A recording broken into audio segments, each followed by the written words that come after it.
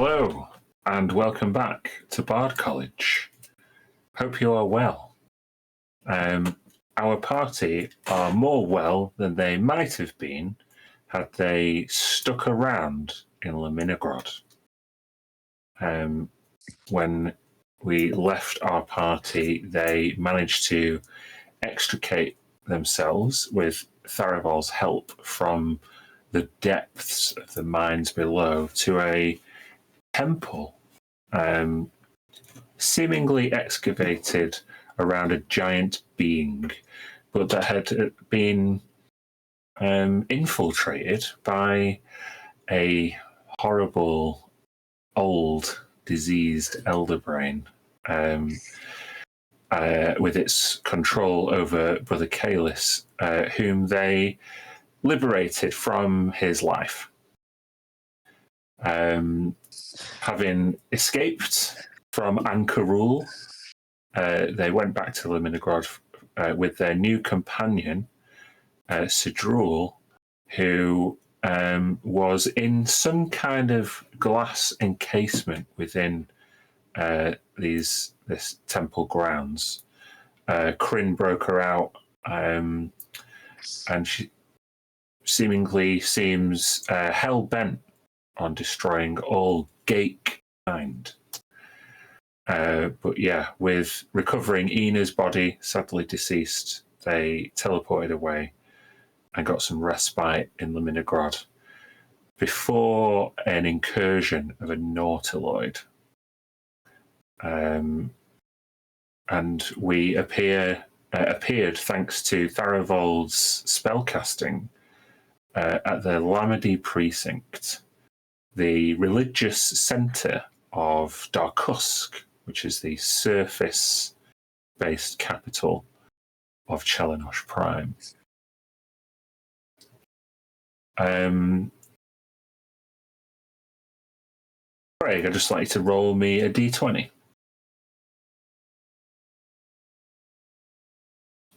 6.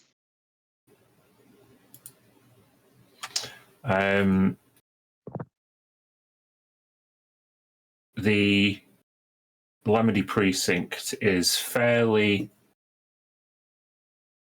deserted, as Tharavol's is on his knees, hands kind of clutching the ground and breathing heavily as this traditional non-psionic spell that he has cast seems to have taken a lot out of him. Ina's body lies covered up. Who was carrying her? Was it Kryn?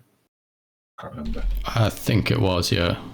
Yeah, so Kryn is the teleportation kind of gets you to kind of lose your balance, and Ina's body is lying there in front of you as Tharavol breathes heavily. The rest of you seem okay, but clearly this is fairly unusual, as the few townsfolk of Darkusk kind of instinctively avert their eyes, but a small kind of crowd begins to gather at the very edge of the precinct. You might remember that this place is extremely quiet, usually, out of kind of some religious deference. And there are a few buildings, mainly temples and other such like, in the immediate vicinity. Where do you wish to go? I would bundle up Ina's body as best I can and say, we're short on time, we need to keep moving. And I would like to get my bearing on where we need to go. We need to get back to Mester Valiok. Yeah, you need to go. If you want to go directly there, you would take the strata column, which is the other side of the city. But yeah. I guess I'm just trying to figure out if I know the direction, if I recognise where we are, since we just teleported here. I don't know if I recognise it. Oh, hey ho! Just make yourself a survival check. Why not?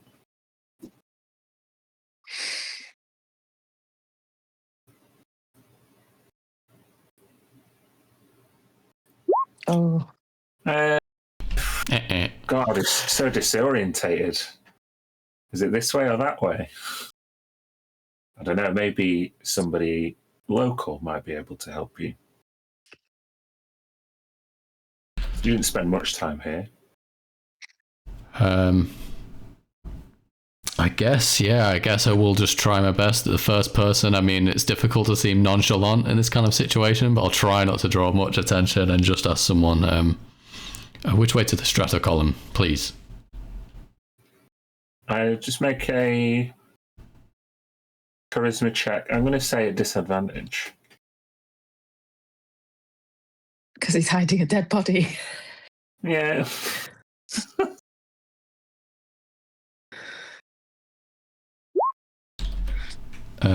12.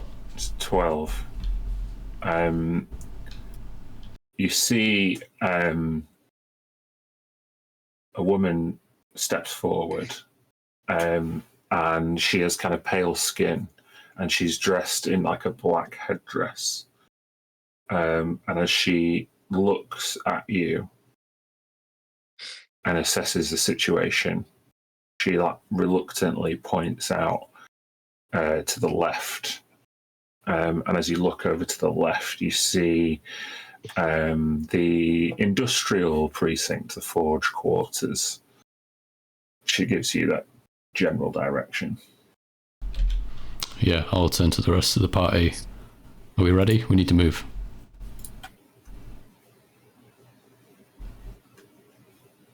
You're on mute, John. Oh, sorry. I'll turn to... Well, I've got 2 mute buttons, that's why. Okay, there we go. Yeah, I'll just say, are we ready? We need to move. You know, I could have killed those Gake.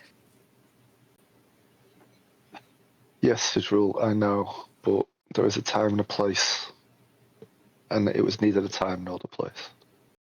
Mm-hmm. I'll get them next time. All I have to do is just press this signal, and they'll come flooding here. What? This distress signal. It's not That's what still attracted active, is them. it? No. For now. You can activate it again at a future time. Yes, but not now. Oh, okay. I agree. We should keep going, but while we're walking, Signal, how do they get a spaceship under the ground? I've never seen a Spelljammer defy physics like that. Do I know? Yeah, make a Arcana check at advantage. Oh, okay. 17. Yeah, with a 17, you know that Mind Flayer technology is much more advanced than anything that you have seen in the Black Meridian. You know that Mind Flayers can travel not only between planets, but between realities. Okay. Getting below the surface is a child's play for a Gake. Gake are different. They're advanced. They're ahead of us. You travel from here to here, straight line. They are way off and still end up where they want to be. So there's no hiding from these. No. Jeez. This is not good, Sam.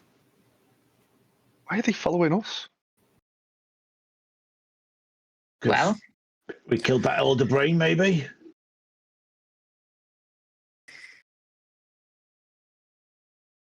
But they can't like we teleported. They can't like follow us, right? who knows what they're capable of? They got a spelljammer beneath the surface, dude. Like, if they can do that, I'm not sure just being on the surface here is safe. Yeah, but we get to the water quick and boom, we're gone. We'll be fine. Just gotta get there. They're not gonna come here, surely. They could come anywhere. And with me, with you, they will. It's my destiny to destroy them. So I will meet them again. We're just after getting into the crash once we've taken our friend's body back. I don't know about taking on a whole civilization. As you say that, the crowd has started to gather, and forward step two armoured members of the KFZ. These are the kind of religious zealot guards who hold dominion over Darkhusk. One of them says, in your mind, without uttering a word, Otua.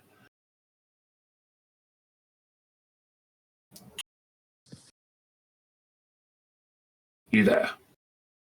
Come with us. Commander Volk requests an audience.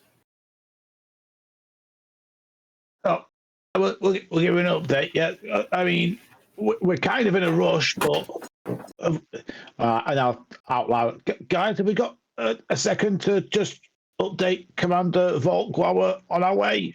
Can we do that? Kryn would nod, but rushedly. Okay. Yeah. I don't think we're gonna have much choice if we want to travel through the strata column again. That's a good point, Sam. You are Let's make haste. ushered towards the same temple of Cathandir by the two guards who, when they take you to this large iron door,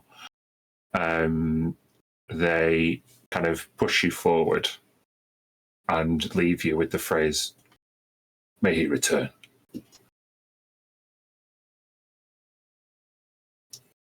As they leave you, this iron door opens, and yes, you're brought into the same temple. I don't think I had a map for this,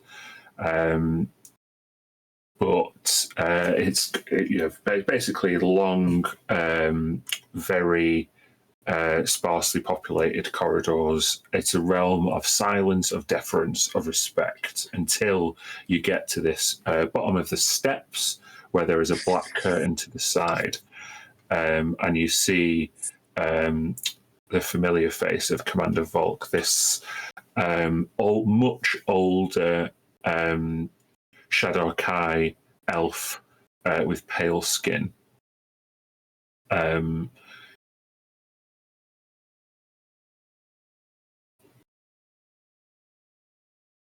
Yeah. He beckons you forward.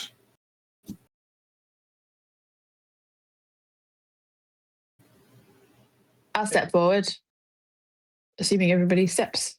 Yeah. Nudge forward.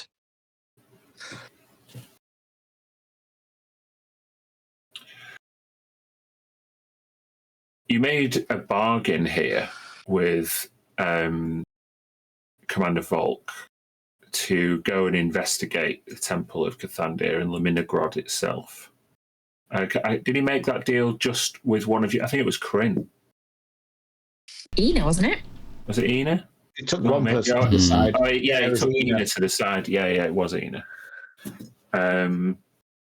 So if Sidrul steps forward,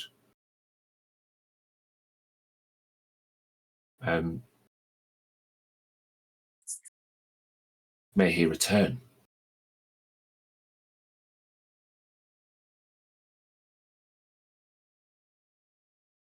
Tell me, where is my kin, my distant cousin, Inathe?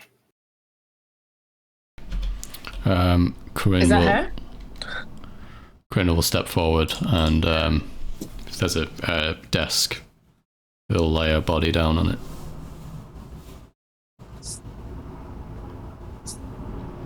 Oh. That is most unfortunate. I did find it unusual that the Ascendancy might allow one of their skilled researchers to go down, come here planet-side,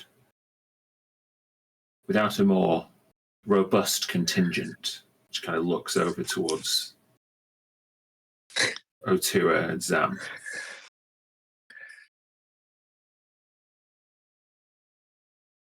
How did it happen? I hope I'm saying this right. Grix. Grix, you fought some Grix. They're different. Gake is what Sidrul calls mind flayers. Yeah. I am thinking Grick. I'm wanting to suggest that it was those creatures that we fought on the way down in the caves. Okay. Make a deception check. Okay. This better work.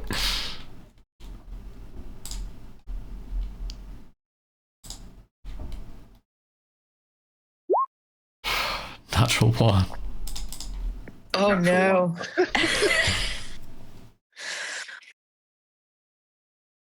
Rick? What? What are you talking about? This is most irregular. Are you saying Gake wrong, Corinne? I'm looking around. There's Volk here. Are there some guards and other people around? There are like there's like one perfunctionary at the kind of who kind of opened this black curtain for you to go into his office. You think that they probably are still stood outside, but no, there's nobody else in the room.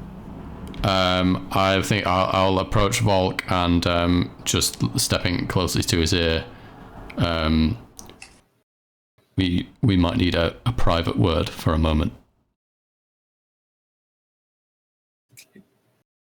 He nods. He casts a somatic gesture, and you just kind of feel a pop in your ear.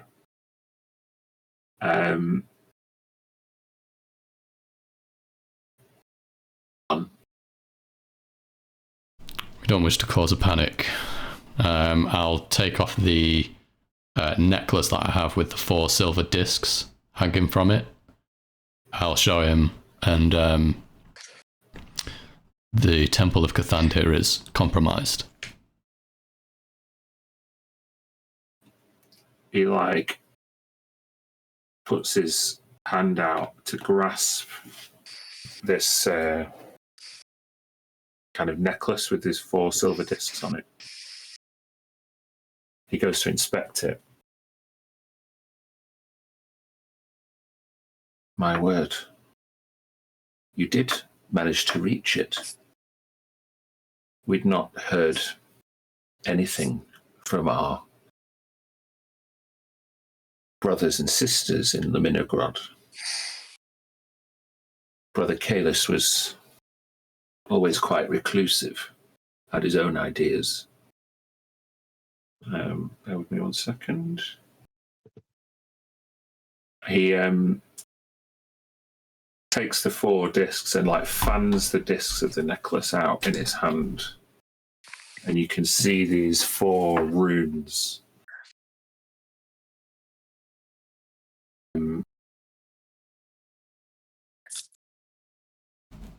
He inspects the first one, moves it over, second one, third one, until he gets deliberately to a slightly more robust one, a thicker one that's kind of the indentation of the runes are more pronounced. And he takes it over to Ina, and he kind of guides you next to him. My boy, that visage you're wearing, the symbol that you're carrying, do you know what they mean? Not yet, no. These 4 discs are representative of Cathandir's 4 domains: eternity, balance, memory, and death.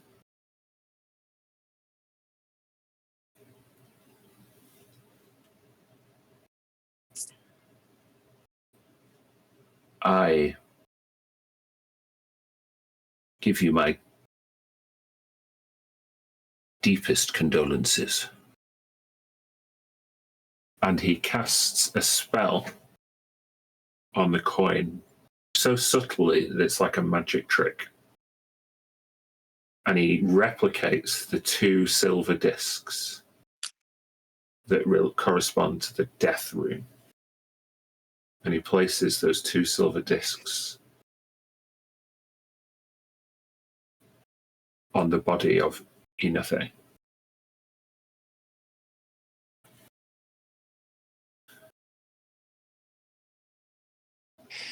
He deliberates in his mind, you can tell, for a few moments. And he casts another somatic gesture. And one of the death runes changes as he puts his finger to it in this glowing purple light. And he says to you, on this plane is just the start of a journey. May you be reunited with your friend in the astral. For there she lives on, for eternity.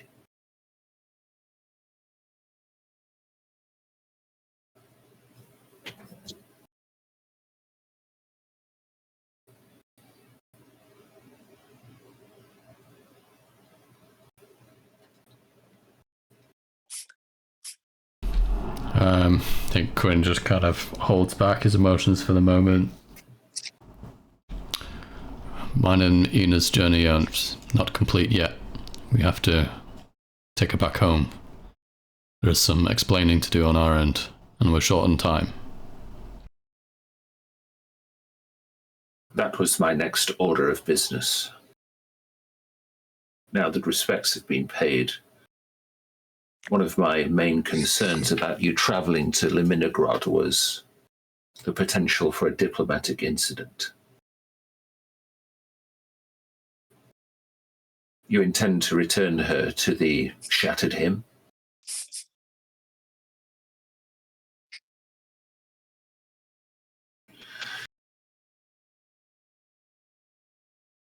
Diplomatically, that might be very tricky. But I'm willing to support your account if it means that Darkusk and Liminigrod are shifted from the gaze of the Triarchy. We will assist in any way that we can, but the last thing that this community desires is a cohort of Harmonium Legion going to exert their version of democracy on our erstwhile flock. once we deliver Enethe back to the Shattered Hymn and make our explanations, there won't be any negative output on Chelenosh Prime. We have a larger enemy in more common. You should send a contingency as soon as possible to scout out Leminogrod. Very well. I could tell there was more to the story. He dispels his silence kind of cone that you were in. And you see him kind of put his hand to his temple. It shall be done. May he return. May he return. He hands you some credentials, which will get you past any KFZ blockade and allow you free passage on the stratocolumn.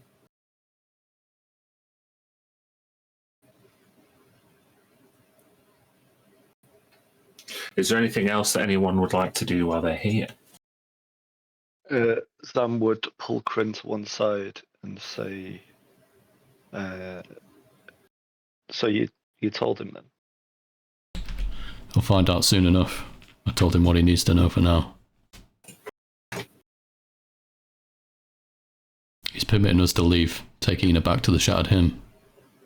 I agree, but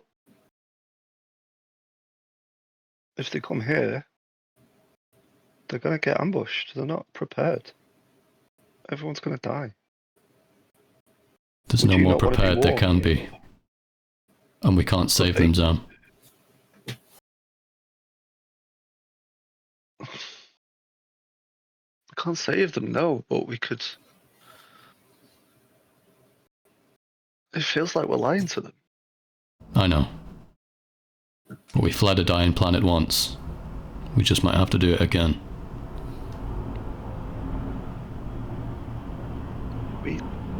The cycle can't continue. Every planet we go to can't be the one that dies. It doesn't sit well with me. I understand what you're saying, Kryn, but I think we should tell them. Sam, I feel the same way. Trust me. I've told Volk what he needs to know. All there is now is time to move.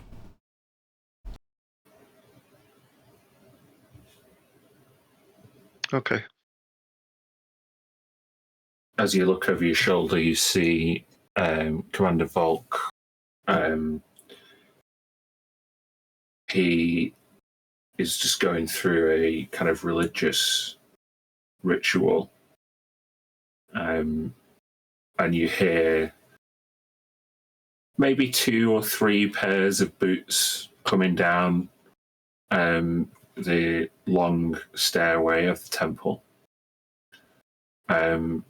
He kind of waves you away as he begins to light some incense. And you are met at the bottom of these stairs by 6 KFZ soldiers.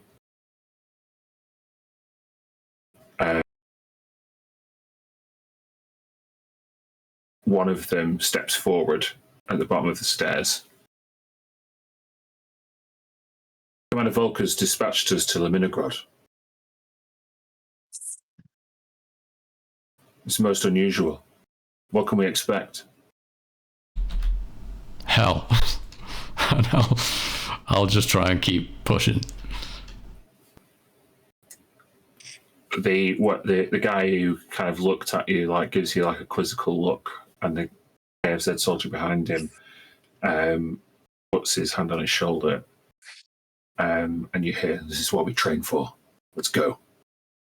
And just 6 soldiers make their way out of the temple and across the Lamedy precinct, and the path is clear.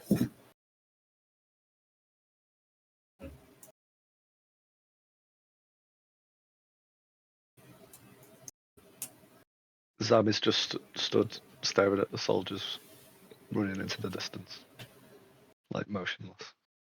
Is that all they're sending?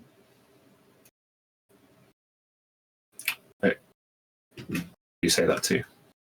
I'm with our group, so anyone who's in earshot can hear that.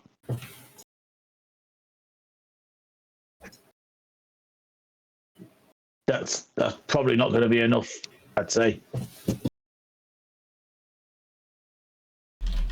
Probably not.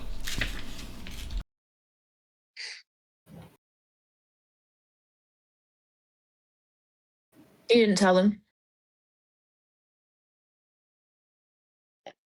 I told them Laminegrod is compromised.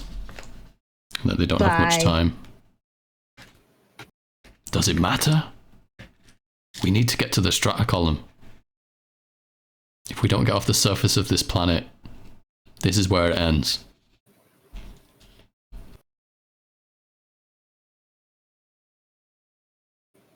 Huh. I'll go with it, Corinne, but maybe when we're on our way to the Shattered Hymn, you might let us in on the full extent of your plan. I'll happily keep going towards the strata column. Once we're at the Shattered Hymn, my part of the plan is complete. You don't have a plan Get to the Shattered after Hymn. that?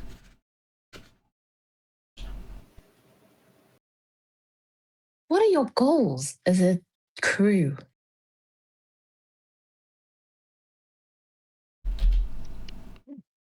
Survival. Captain? For now, at least. You just run from a planet to the next one? Like I said, we've done it before. Oh, did we not mention we're kind of wanted by seemingly everyone? What? I wouldn't even say we're outlaws. Sam, would you say we're outlaws? 100% we're outlaws. Okay, maybe we're outlaws.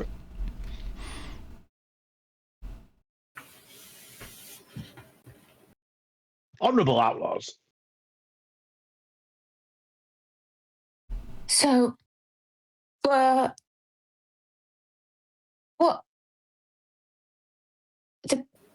The problems with the planets? Do you know anything about that? Will they answer that question at the Shattered Hymn, and then you'll know what to do? Possibly. But what is there to do with planets that have already gone up in flames? As you say that, you just feel a small rumble from beneath your feet.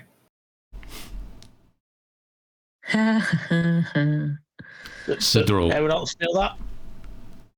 These Geik, when they invade a planet, when they show up on their ships like that, teleport directly underground. What usually happens next? I don't know. They were some of the first ones I've ever seen. I'm not experienced in fighting them. I've been training for it, but I don't know how they operate. I don't know whether they make the ground rumble or What do you whether mean that's some other giant creature that you've pissed off down there. You've never had experience fighting them? No. Well then, reconsider how eager you are to stay. I'm not saying that we stay. A few bits of kind of the ceilings, kind of what's the word?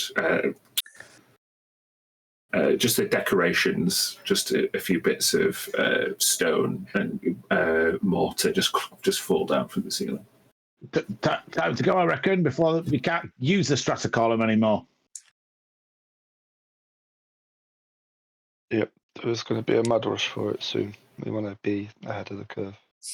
Yeah, you okay, Farival? Do you need any help? Nobody helped Farival to his feet or mentioned him at all. He was left prone in the middle of the Lamedy precinct. If you think that is too silly, then who helped him up? I will have helped I him. would have been carrying Ina, so I wouldn't. Yeah. Hopefully, it was implied that I picked her body up as well. Tharivold, leaning on Sidrul, is just kind of muttering to himself incoherently. I'm going to agree with him, whatever he's saying. I'll be like, yes, yes. And then what? Yes, I agree. Mm-hmm.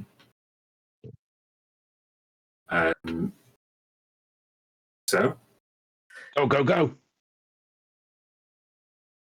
You rush across the Lamedy precinct into the forge quarters. You can smoke and the smell of molten iron, slag deposits and steam kind of gush up from the vents below. The vents seem quite like they're thrusting up columns of steam more unpredictably than perhaps usual. You see a few people kind of clamber from the side streets, and try to avoid some of the main vents as these jets of smoke and steam are thrust upwards into the atmosphere. In order to negotiate this, are you going quickly or carefully? Quickly. Quickly, excellent. Then I need a group athletics check, folks.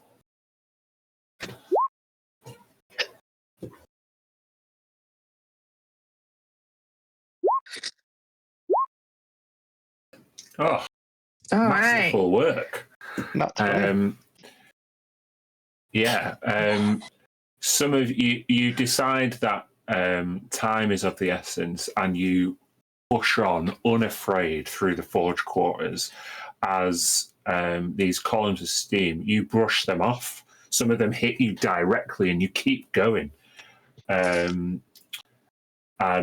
push through the forge quarters to the main threshold between Darkusk and the Stratocolumn base.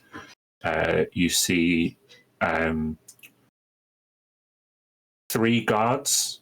One of them seems to be kind of in a kind of booth with some administrative paperwork, and 2 others kind of step across as you kind of rush out from the forge quarters together. Halt! I will produce the KFZ credentials. You go with his blessing. What's your destination? Mr. Valiok.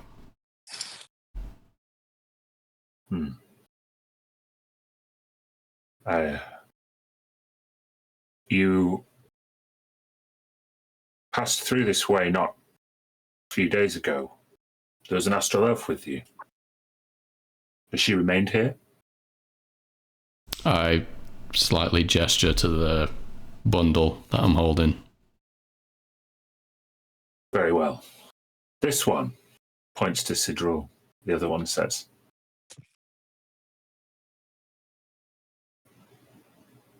How shall I record you?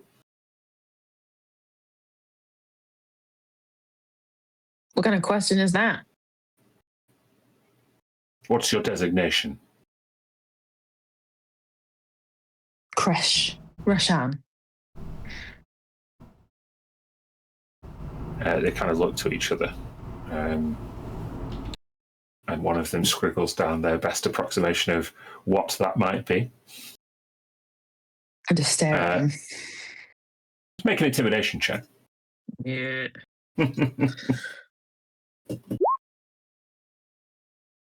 15. You know when someone's just writing nonsense? Okay, they seem pretty, unenthusiastic about asking you any more questions, and Great. they let you through. May he return. May he return. And you are brought back to the Stratocolumn base. This is kind of one of the main trading hubs. There is many kind of inns and hotels around the central ring. You did stay at one of those central inns when you first arrived here, but on the outer ring, many more warehouses, depots. There was you can see like a huge depot, and there's a huge like cold iron. It almost looks like a train that's being kind of linked together, and you see steampunk mechanisms of attendees, like this one elf who's like completely shredded pulls down this big lever, and these 6 train carriages kind of magnetically are pushed away from the ground, and they begin to hover, and then you hear someone else blow a whistle, and another one kind of pulls a big wheel, and all of 6 of the carts magnetically clasp together, and you can see that the clunking of metal and the magnetic power that's brought those together kind of almost shakes everybody nearby. You then see up from the ground on a rotating platform an engine. It has got it looks like a steam engine, but it's got like 6 metal discs that are angled diagonally to the ground that are glowing with arcane magic. And as it is raised out from the ground, it fits perfectly onto the front of these 6 carriages. And you can see loads of cold iron workers from the refineries jumping onto the 6 carriages. And you have to wait. It's seemingly like the main road that you're going towards the Stratocolumn base on is closed, like a road would close for the passing of a train. Barriers come down, and loads of people have to wait.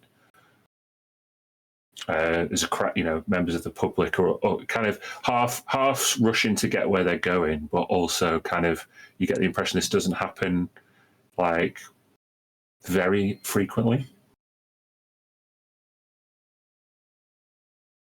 What do you wish to do or say? Anything? Can you use that pass to get us through this? Yeah, I'll try my best to. Are there kind of like guards and staff around that are maybe trying to direct people and that sort of thing? There's one crossing attendant who's kind of dressed in like still KSZ uniform, but more administrative. He's got like one pauldron across and like a sash across that's in black. He has like a black hat on. He's still a Shadowkai elf, but yeah, he's like he's got like a clipboard. I'll step up to him, produce the credentials, and just say, Commander Volk has us on a pressing time limit. Is there any way you can expedite our exit? Whoa! This won't take a second. I've just got to load up the rest of the workers. They'll be out of here in no time. And he's like, just watch out, will you? Hold on to your hats. And he blows his whistle, and the other barrier on the other side closes, and you can see now the train starts to edge forward from the left, and it's about to cross your path. On the right, you can see another worker has finished drawing like a massive kind of almost like a teleportation circle, similar to the one that Tharivold drew, but it's on a vertical raised platform. It's kind of come out of the ground and is now kind of facing the train. As the engines the six metal discs begin to whir. The vibration gets louder and deeper, and all of you can feel it like vibrate in your chest. Out of the front of the train cart, you can see another elf kind of lean out and pull on a handle, which signals for the train to go. And as it goes, it begins to gather speed straight across from you and rush towards this vertical plinth, almost at the speed of sound. And it just goes straight through. One of the guards, can I tap him and go, hey, where was that going? That's one of our biggest cold iron exports. That one was bound for Miracar, I think. It goes straight through that thing and just directly there? Yeah, that's the wonders of interdimensional travel. Don't even need the Stratacolin base anymore. Could have just got the train. As the train passes through this teleportation circle, there is a thunderclap, and some of the engineers are all kind of cheering, almost like a NASA space shuttle launch, as the barriers come back up and the crowd begin to cross again, and the pathway to the Stratacolin base is free. Yeah, I'll keep moving. Okay. It's busy.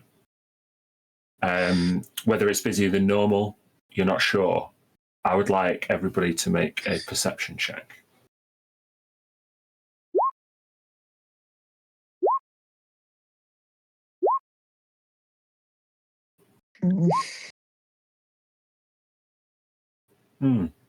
Miss. Meh. Well, on that lack of revelation, we will take a break. And I'll see you in 25 minutes. Bye-bye.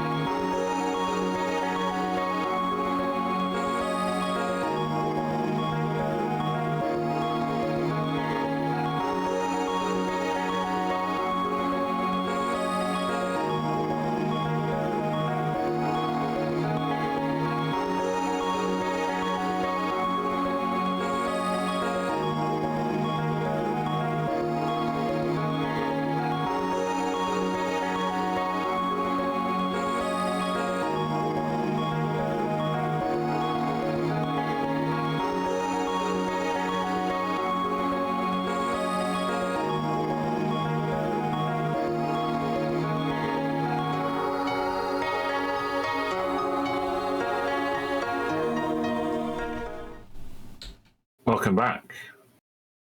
Our party were just paused momentarily on the way to the Stratocolumn by the crossing of a steampunk train.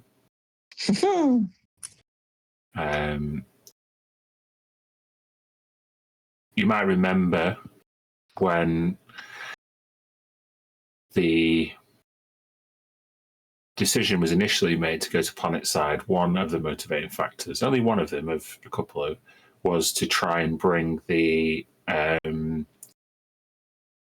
broken blades down here to get them passage, which was possible, or maybe possible through a train like that. Jumping as it does between worlds. But yeah, you cross the boundary and you're in the kind of central ring now of the Stratocolumn base. Lots of inns, hotels, waypoints, milestones. In fact, the Waypoint Inn is the one that stands before you. There's like a long timetable outside of the inn, and this massive vertical base that has got like stabilizers on the outside stretches right around the central Stratocolumn base that is really the anchor to this skyward spinal elevator that kind of you can see just kind of winces and wanes in the storm above, which is much more visible from the Stratocolumn base. You can see lightning being drawn towards conductors at various points across the skyline of Darkusk, trying to draw away the electrical activity from the Stratocolumn base. Rain starts to come down. It's got a taste of iron and ash. And as you kind of step in, you can see as it runs down, it just leaves gets your clothes dirty. Basically, everybody around here looks like they've been down in the cold iron refinery, even if they haven't. Mm-hmm. Tharavol begins to cough badly. You okay, old man?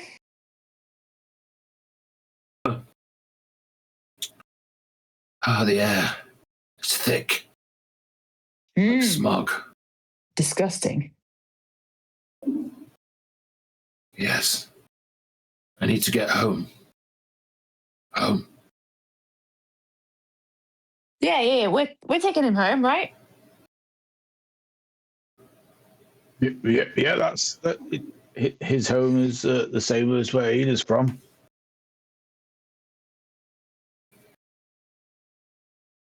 The shattered him. That's not his home. His home doesn't exist anymore. What? You blew it up. He gets confused from time to time. There was a sundering of a planet a long time ago, and that's where he's from. Oh, where does he live now? He was captured for a long time. We liberated him not too long ago, but he lives with us. He's one of us. You are home. Tharavol, you're home now. Sidrul, it's fine. We know how to take care of him. It's okay. He's just confused. He's old.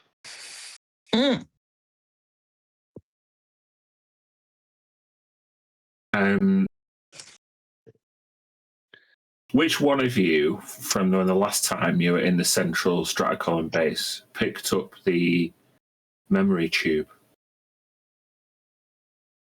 Anyone got that in their inventory? I believe I read it was Kryn.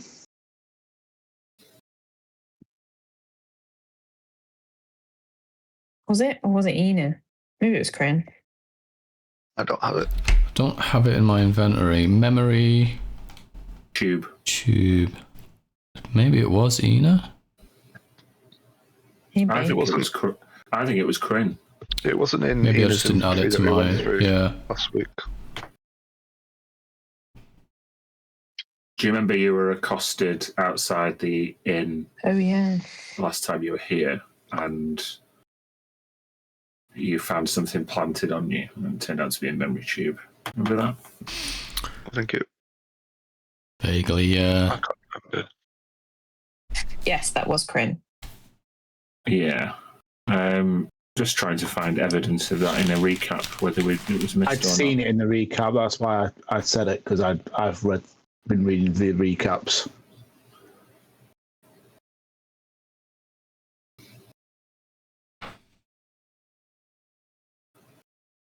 Hold on.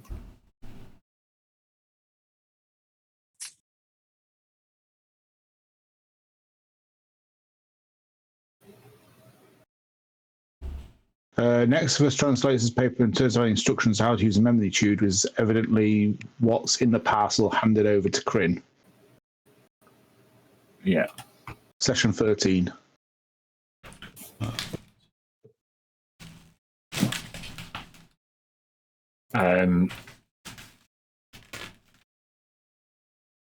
Well, Kryn. Yeah. It was a set of instructions on how to use a memory tube. Yeah,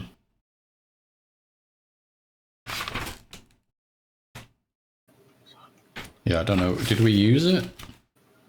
No, you didn't. Right. So I do have it. I just didn't put it in my inventory. Yeah, well, what else do you have in your inventory, Kryn? I have the locket that I found down there. I have the harmonium core. Some regular stuff. I still have Kalis's head. Have the key with the cog on it, which we don't need anymore. That's fine. As you kind of look around at the central strat column base, you begin to feel like something's missing. You check your pockets, and the memory tube and the locket are gone. I look around to see if anyone is running away from me as if they've just picked my pocket. Another perception check.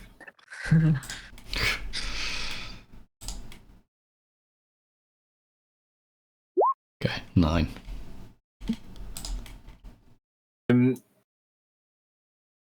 You think you see somebody darting off round the corner. You have Ina's body, and it would be impossible to catch them. Yeah, I think, damn it. You just resign to having lost it. You need to... Oh, I mean, it'd be impossible to catch them while holding Ina's body is what I meant. For someone as big and strong as you and are used to tracking people down, wouldn't be too difficult. Hand the body to Zam and get to running. Yeah. Where are they off? Make an investigation check then, Kryn. Investigation. See if you can keep track of them. 7. You dash around the corner and you dive into a back street, and then you quickly lose your bearings, and you don't see someone just stick their foot out as you run past, and I want you to make a dexterity saving throw.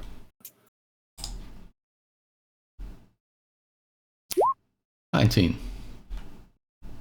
You stop yourself from falling and turn around, and you can see the familiar look of a a guy in a long grey coat. He has like a glowing green whip, and he's holding the locket and the memory tube. You last saw this man in the Union Tavern on Mester Valleyok. Do you remember his name? I can't remember his name. Was he a Grey Warden? He was a Grey Warden, yeah. This is the Grey Warden, Morvazel Thorn. Fuck. That's the guy, Thorn. Thorn!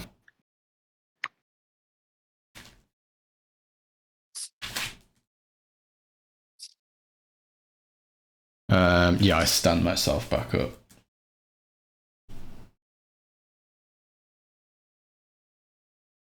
Seems as though you were given my package by accident. At least that would be an optimistic way of looking at it. If I was so inclined, I could also think that you stole it. Which is it, Dragonborn? Better hedge your bets with optimism.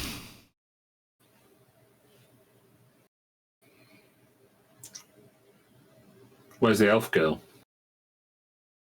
Elsewhere.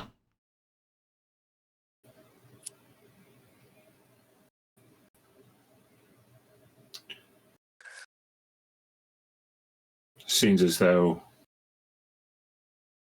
I just so happen to be winding up my business here in Darkusk. It's rumours. Apparently some of the forges are unstable and the refinery is turning up nothing but slag. You wouldn't know anything about that, would you? Do I look like an iron miner?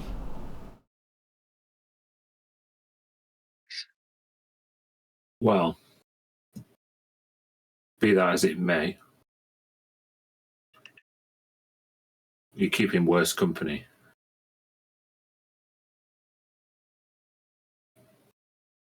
Union folk wouldn't accept a gift. And I wouldn't trust anyone with one in their party. Fair enough. Good thing we're leaving.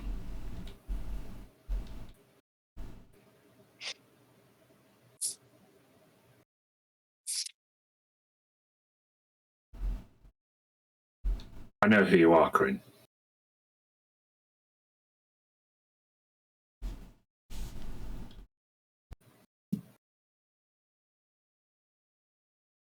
You can't simply erase a Stellar Concord record like yours.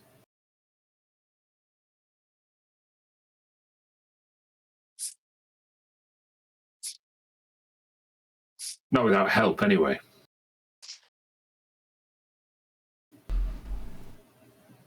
It's unfortunate my reputation precedes me. It is. Especially if you're going to be darting around from planet to planet, stealing and scheming and trying to make a name for yourself. People will always tar you with the consec brush.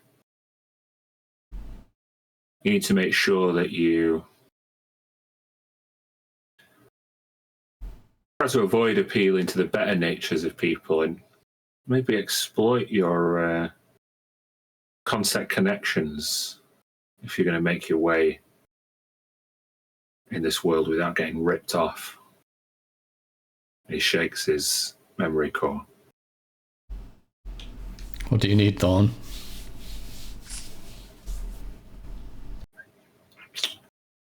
Well, simple favor.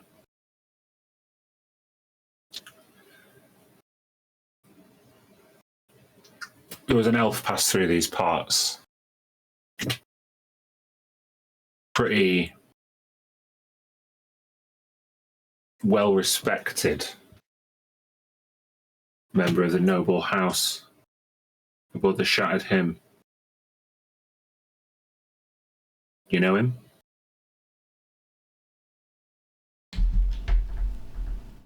blonde. Oh, you muted there, John. Sorry, blonde, I ask. Yeah, sure, but aren't many of them? Goes by the name of Donovan. And he left the planet not long before we're about to. Yeah, that's right. We had some business. Seems as he left in a hurry without completing it. He asked me to deliver him this, and he puts away the memory tube that he stole off you, and he produces a different one.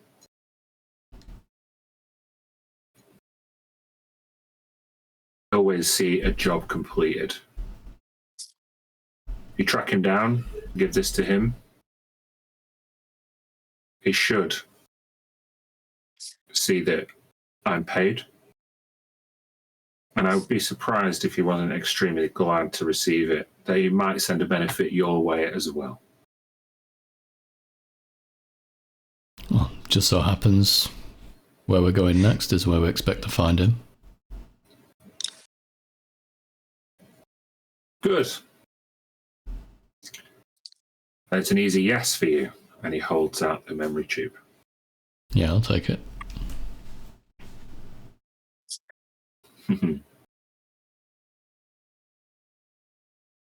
If you need to see me again, I'm about to conclude my business in Mestavaliok.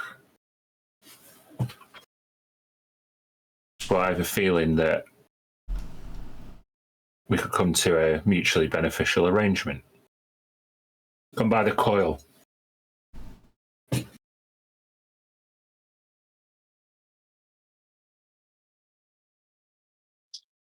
Do I remember the coil? Oh, I'm going to let you make a history check at advantage. Advantage.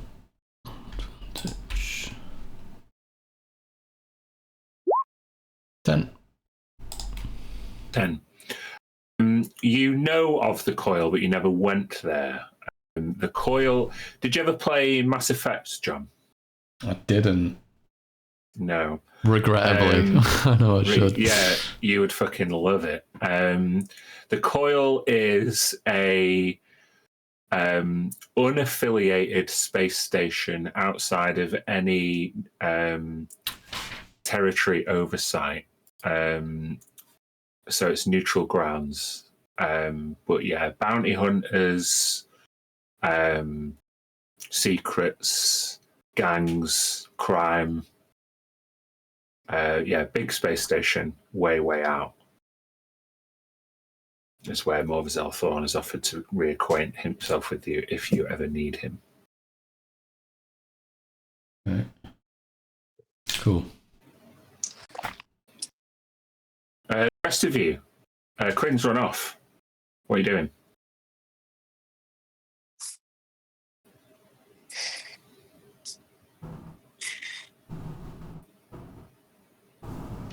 Do we follow? Does he do this? No, he'll catch us up. We should carry on. But yeah, it does. It's definitely disappeared on us once or twice before, hasn't he? Yeah, and he's always come back. He ran off in that temple. You two know each other for a long time, right? Yeah, you could say that. But him, he's new.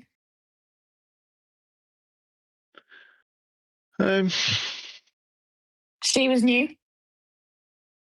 Point to Ina's body. I mean, yeah, I guess. But Relatively new. How did you meet him? Zam? Oh, we met a long time ago. We've known each other a long time before he looked like that. What? Explain. Like he aged? Are you aging? Like, look at the you. I was a human. We go back a long time, but I don't remember. There was an accident, and now I'm this. And Right, you knew him. You were human. there was an accident, and now you're green. Well, yeah, you know, green sometimes blue. You know, it kind of varies a bit depending on the light. Like your in your mood? Oh, no. in your mind, Otua, you hear, aren't you going to tell him?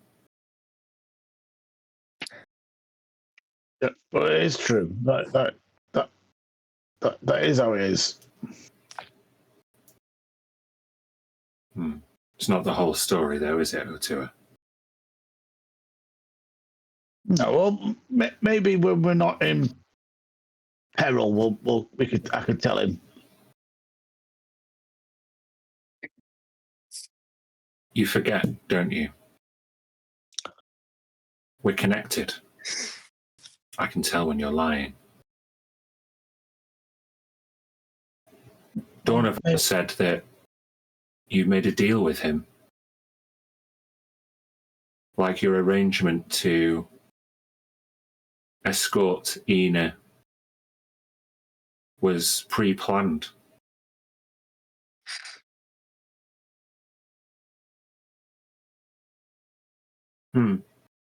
Curious. Look, Sam's all right for now. I'm sure there'll be a time and place to let him know. Yes. Human beings are so reliable. Later, another time. And she just goes silent. Should we press on and wait for Corinne at the bottom of the strato column? Okay. You're avoiding the questions. But okay. Corinne comes back around the corner with a locket and a memory tube. What, you robbed someone? No, I just made a swap. Shall we? Okay.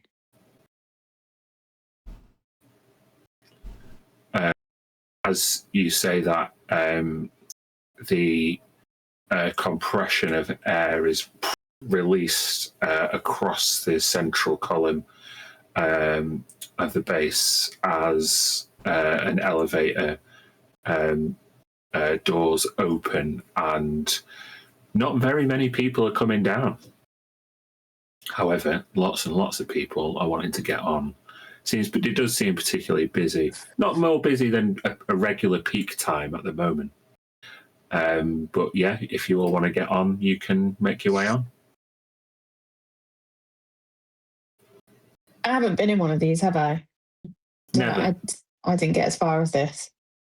No.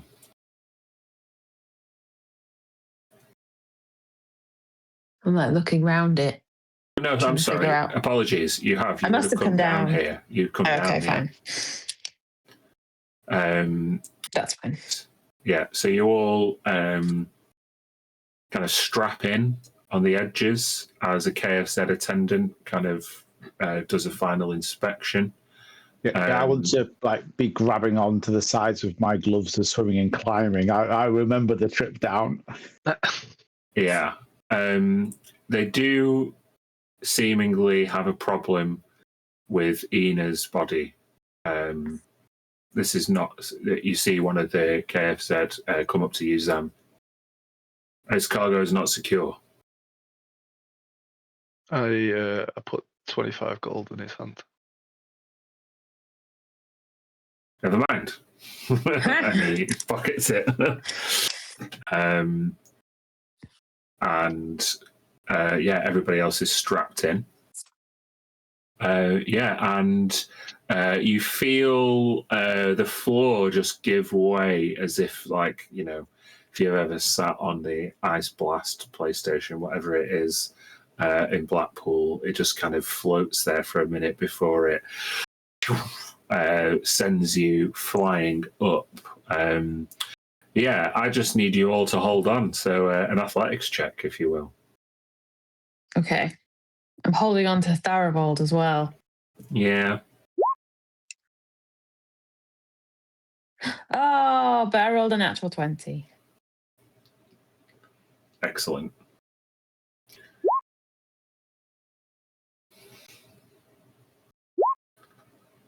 Oh, dear. The gloves give me a +5, I believe.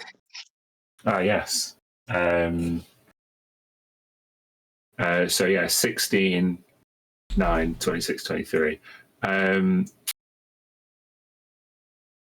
Sidrul, you see the force, the G-force, pushing Tharivold like into the ground, and he, this frail old man, kind of almost looks like his like ribs are going to break, and you just, well, what do you do with your strength to help him? I think that I would like to very like quickly like fireman lift him and then hold myself, like brace myself against the wall. Mm-hmm. Yeah, it's no problem for you. You hold him securely in place. O2, you feel yourself slipping, and then you just your grip tightens using the glove, and you push yourself back down like into your seat. Kryn, I don't know. Maybe it's like all the stuff that you've got on you, or whatever it is. But with a 9, you're going to begin to feel quite ill with the G-force. I want you to make a Constitution saving throw. Uh-oh.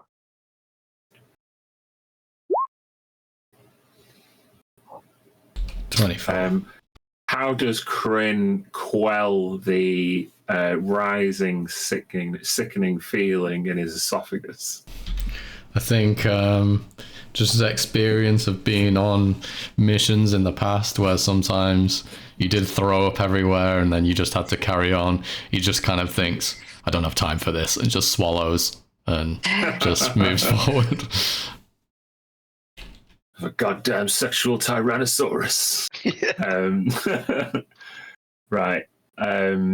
Yeah, you meet the top of the strata column with Mester Valiok, and you return to the skyward city in the stratosphere of Chelenosh Prime. Yeah, there you are. So, you at the stratocolumn base are let out, and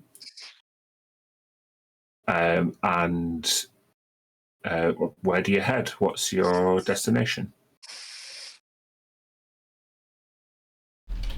Do we have to go to a docks from here? Yeah, your ship is in the dock ward. You would take a train to get there. Right, yeah. Is it not to the gearbox? Oh, yeah. The gearbox is where it was flown to. That's right. Apologies. So, yeah, you would have to go, still take a train, but a slightly shorter journey. Let's do it. Yeah. And if you want to all deduct a gold, as well as the gold bribe, Gav, if you've not deducted that already. Already done. Excellent. And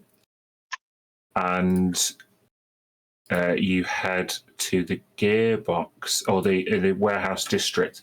However, before you can get to the gearbox themselves in the warehouse district, you notice some unrest as you get off the train. Various warehouses are on fire.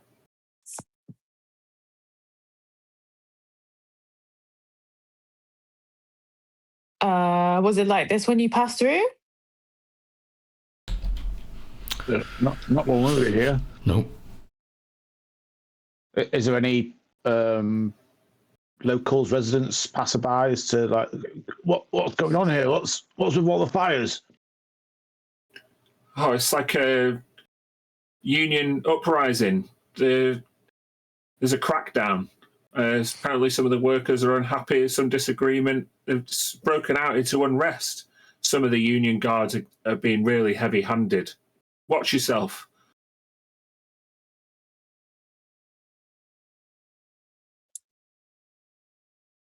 You can see over that person's shoulder there is a worker has lit a Molotov cocktail and is about to throw it, and then is beaten across the face by a guy in security uniform. They drop the Molotov cocktail onto themselves and are put into flames as the guard stomps on them to try and put them out. There's breaking glass as another building goes up in the background. The gearbox is maybe 2 blocks from here. Hey, we can't just leave this. There isn't time. Oh, fight. Quinn's right. We've got to go. You run away from everything? You want to fight everything? Okay, Sidril, you stay here and deal with this, and we'll go to our ship.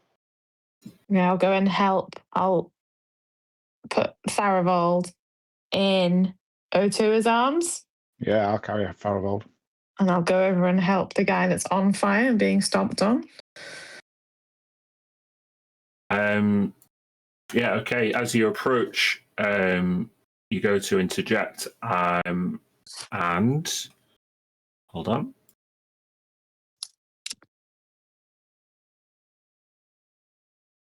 Does a 14 hit you?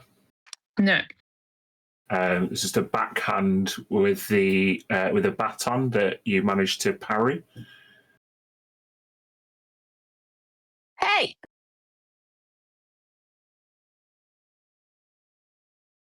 The district's on notice. We don't take any uprising lightly.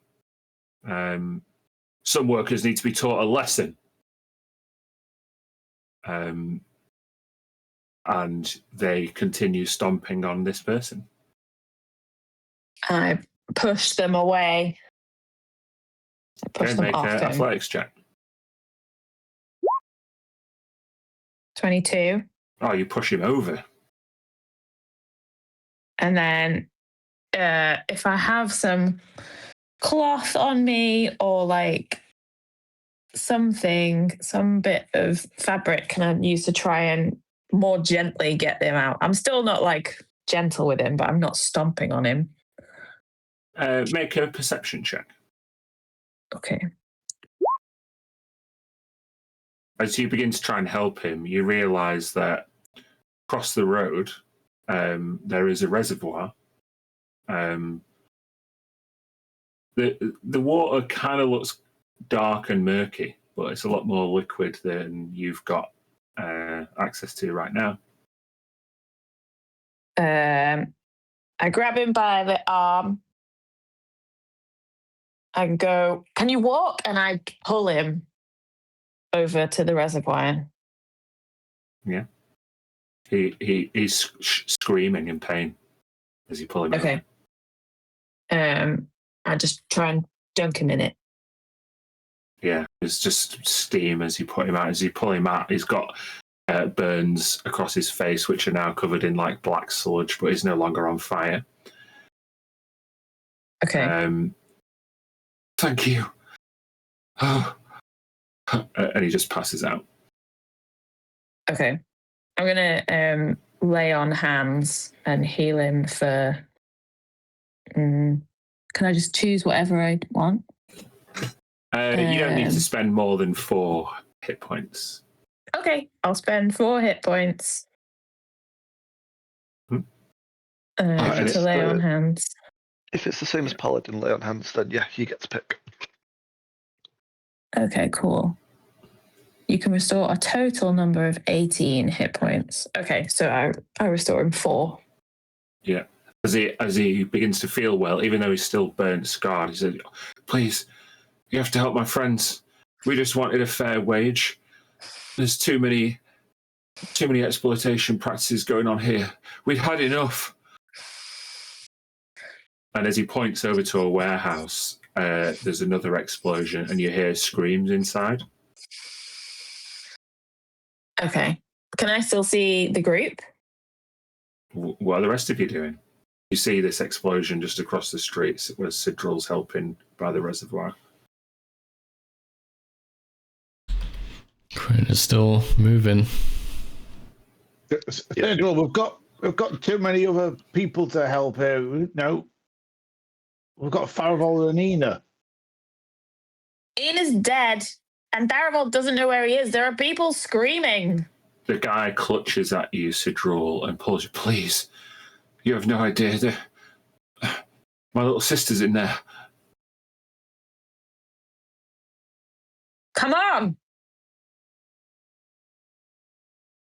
How's Farival looking? Zam hasn't stopped at any point. Zam's going to nowhere quick.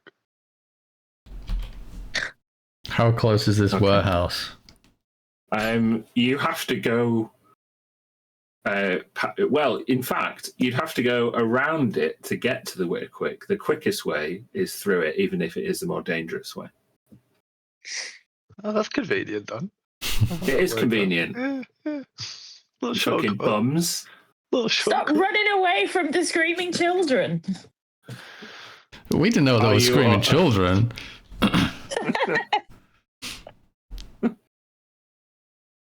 Are you gonna enter the burning warehouse? Well, yeah, Crane would just be like, "Damn it!" and then we'll go running in.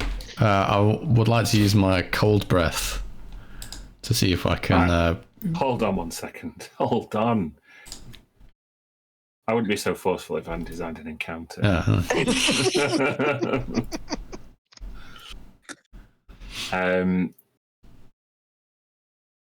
So yeah, you can see this building is lots of on fire. I'm going to obfuscate Tharivold's presence for now, but at the bottom, can you adjust your tokens? Yes. I think I'm off ahead, aren't I?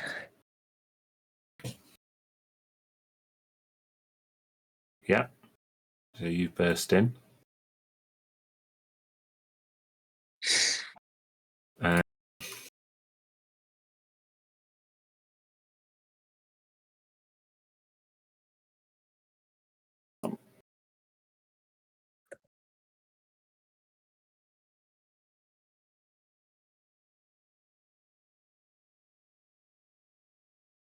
Okay. Just roll me a d20, please, Kirsty. 19.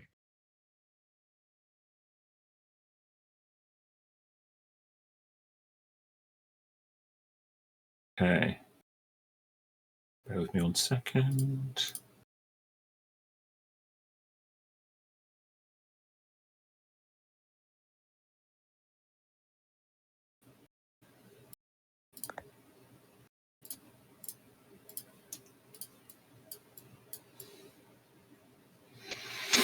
Okay, so what you can see is as you burst kind of into the warehouse is a thoroughfare.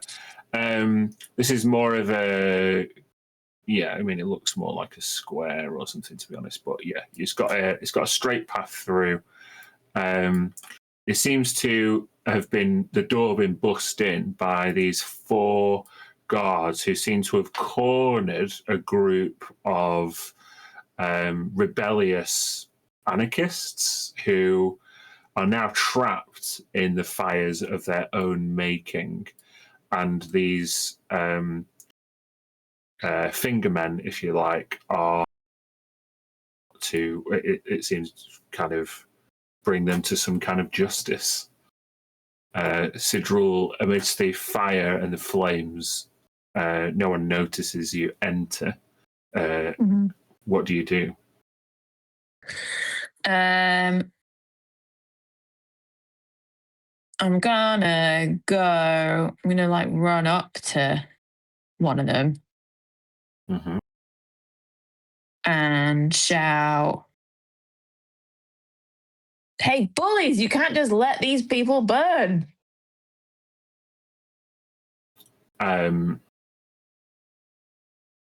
One of them, they go to backhand you and say, rebel scum. Does a 16 hit? Yeah, it does. Well, you can take yourself 4 points of bludgeoning damage. Okay. All right.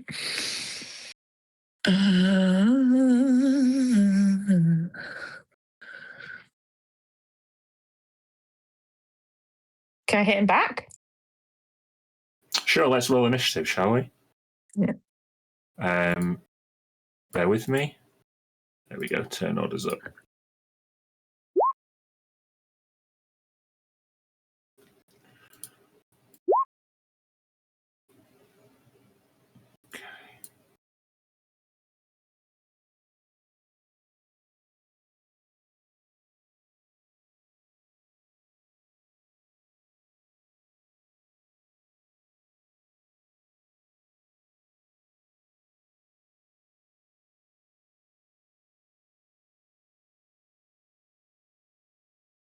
Is it going to roll?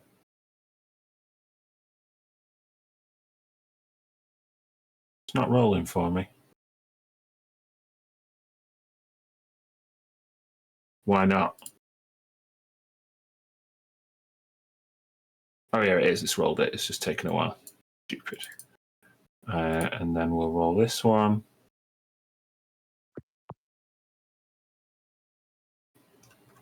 Okay. Right, so with initiative, these workers, anarchists, rebels, whatever you want to call them, they are cornered. So I'm going to skip their turn just now. Otua.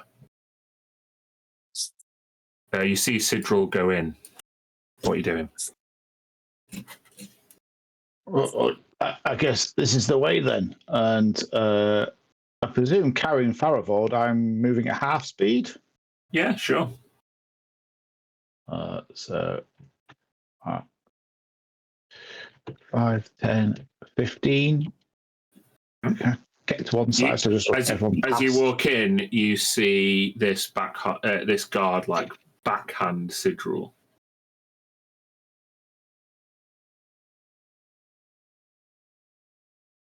I'm assuming. Have I got a hand free enough to actually cast any spells? Yeah. You've got one hand free. You can do somatic gestures. Oh, well, in that case, let's. I'm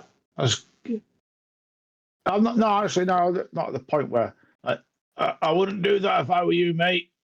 Maybe a bad idea. In fact, I'll bonus action to do that in his head. Okay. He like looks, and I will say that will count as the help action. So the next attack on that guy will be at advantage.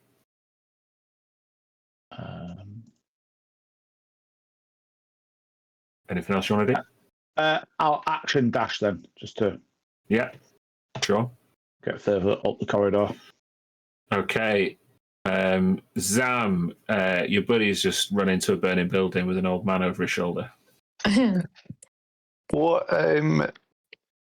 disadvantages do I get for carrying Ina, and what type of action is it to place her on the floor? Well, you are a lot stronger than Otua, and Ina is a lot less mobile. So I'm going to let you. Any normal movement is unrestricted for someone that's of your strength, but if you want to do anything acrobatic or particularly athletic, you would get disadvantage to those checks. Okay. In that case, I'm going to move.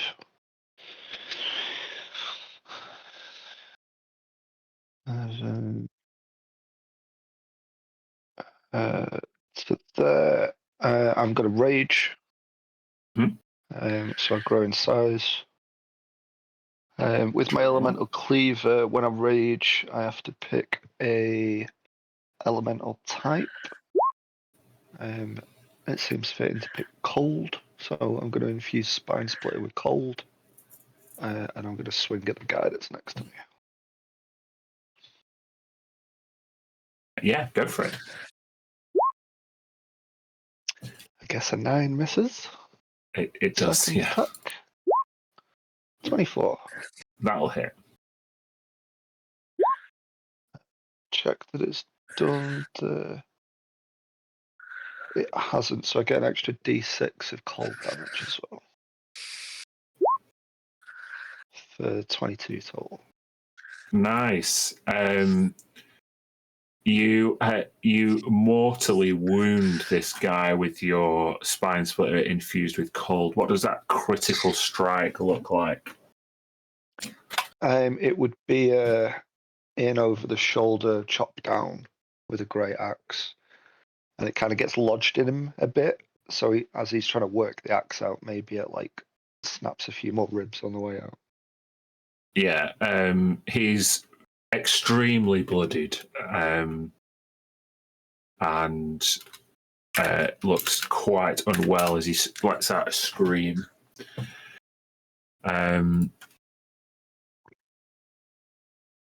Yeah, good. Is that the end of your turn?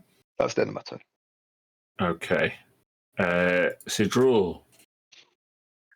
Okay. I am gonna hit this guy in front of me. I think Is that with advantage. Yeah. So I got an 18 Yeah. for 6 bludgeoning damage. That's my first attack.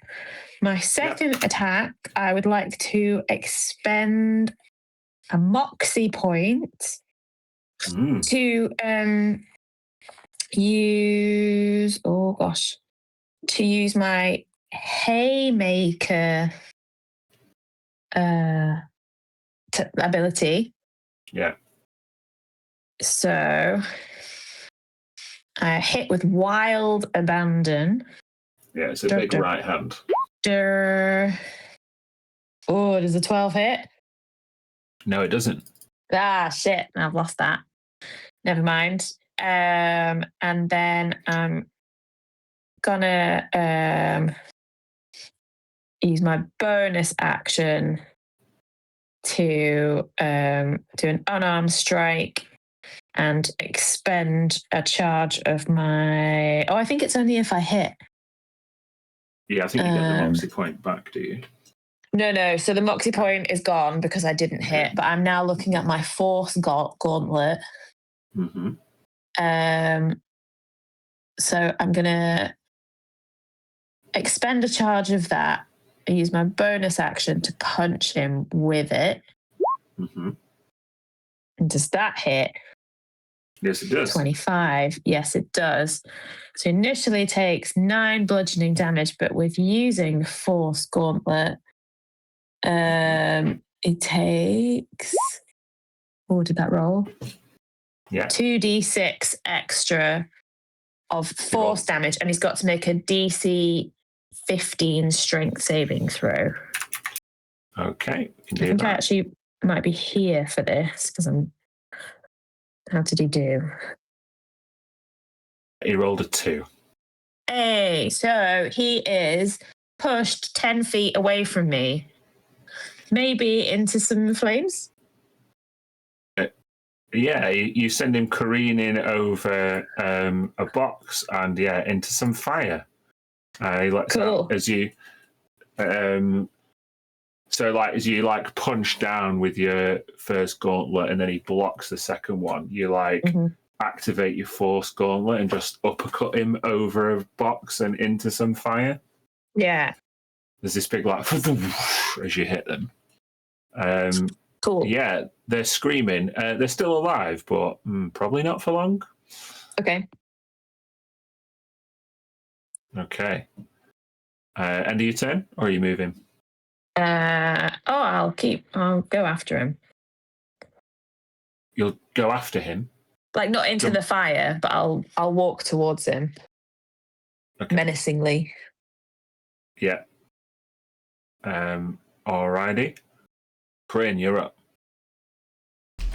Okay, so I'll just 1, 2, 3, 4, 5, 6.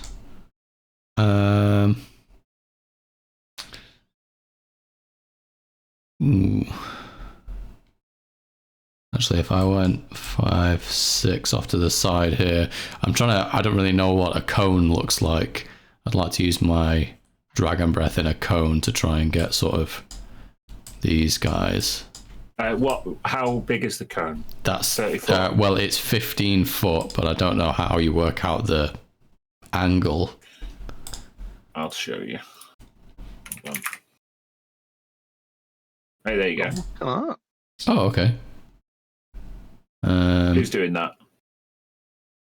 Craig's doing it. Nice. Well, that's good to know. Well, it looks like it doesn't work as well as I thought it would, so I'll just do a line instead. Which I guess is like this, 30 feet. Yeah. nice. Just sort of trying to clear the way and clear out some of these baddies. What does it save? DC 13 deck save. Okay, couple of deck saves coming up. First one fails, next one passes. Okay, so how can I roll this? Just like this. 2d10 damage, so 9 or 4 for the guy that saved. Okay. 9. The guy who was mortally wounded with Zam's spine splitter strike, as the axe is removed, he like clutches his wound and then looks towards you and just receives a cold blast of dragon breath air straight on. He is frozen in front of Zam, solid. Oh, nice. And the guy behind him takes a brunt of some cold. I will say that in this environment, it looks like cold damage is slightly less effective. That wouldn't have been obvious to you, Zam, because the damage you did on Spine Splitter was so much anyway. Do you see what I mean? Yeah.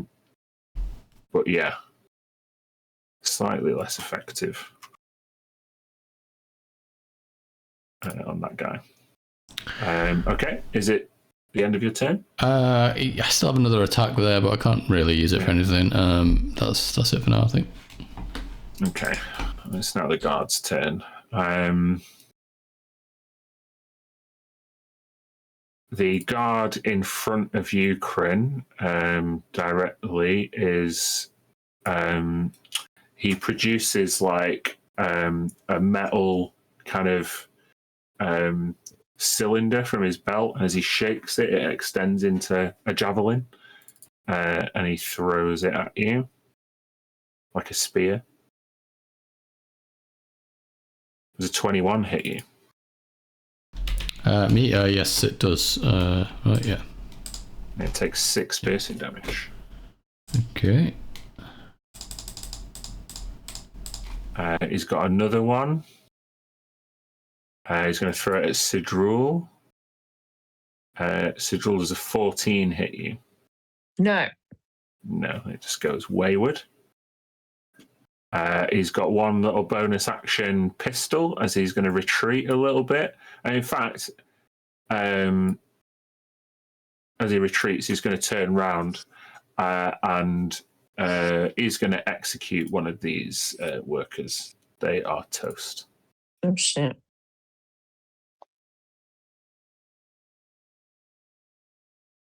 The one that's on fire is going to use half his movement to get up. He's going to take a little bit of fire damage at the start of his turn.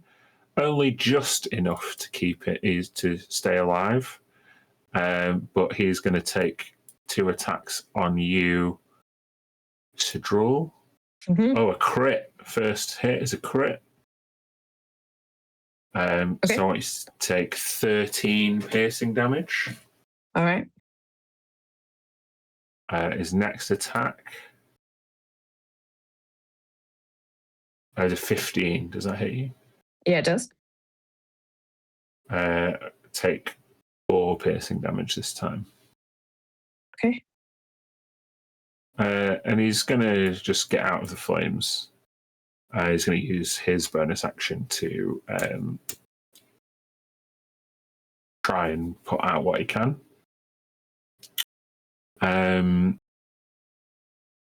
This one is going to do 1 hit towards Zam with his javelin spear thing.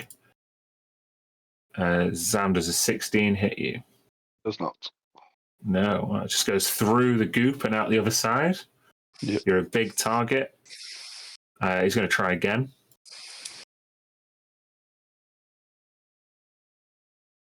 No, that's just exactly the same roll. Cool. What a useless prick. He is going to run back this way, trying to avoid the fire, and he's going to execute this one with his pistol. They're only commoners. They are not equipped to deal with these people. That being said, it's their turn now. They seem to be coalescing around this one female who steps forward. And she produces a laser rifle. She only gets 1 hit with it. But she's going to crit fail on her first attack. So she pulls up a laser rifle and it jams. Shit! She throws down her laser rifle. Otua, you're up. Okay, I will first of all use my movement. And then 1, 2, 3, 4. I would, you murderers, I'm going to cast Tasha's Hideous Laughter. On which one? It's at level 3. One.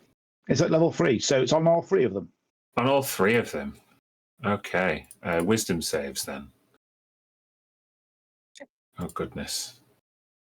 1, well, I 2. think the other one can reach. It's 30 cone. The first one next to Sidrul passes. The other 2 fail. So just to roll up the they fall prone and incapacitated, laughing uncontrollably. Wow, what a mad scene as they execute these workers. They begin laughing maniacally. So they're both prone. So they can't do anything. And can they repeat the save at the end of the next turn? End of each turn, they can. Oh, do they take some damage? It says damage there. Don't know what damage they're taking. Oh, and each time it takes that. Okay, so they can make a saving throw every time they get hit as well. Okay, no problem. Is that the end of your turn? Yes. All right. Zam. Can I, for flavour, charge through this guy and shatter him into 1,000 pieces? Just You barrel absolutely through. can. Yeah. So I want to move up to here, and then I'm going to hold Spine's Blur above me to one side, and I'm going to throw it at this guy over here. Cool. If he's incapacitated, is this an advantage? He's laughing. He's prone. Oh, a ranged attack if he's prone would be a disadvantage. Oh, I didn't know that. Can I retcon slightly and move and attack him with it instead? Yeah, I can't remember whether it'd be advantage or not. It's advantage for prone, but it's not advantage for incapacitated. So yeah, if you're in melee range and he's prone, it's advantage. So he is prone, isn't he?